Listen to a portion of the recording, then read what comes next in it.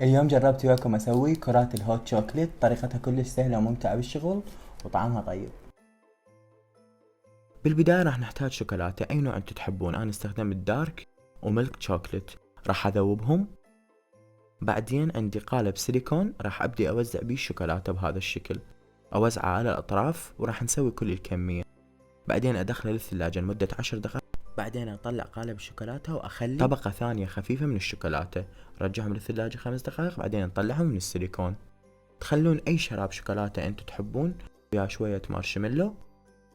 نعمي الطاولة لحد ما صار بيها حرارة خفيفة حتى ذوب بيها الشوكولاتة بهذا الشكل، حتى نكمل الكرة بعدين نزينهم بشوية شوكولاتة اذا تحبون، زينة كيك. وبس حبايبي صارت الكرة ويانا. خلوه بكوبكم المفضل وخلوا عليه حليب حار وشوفوا شلون راح تنفجر شقد حلو.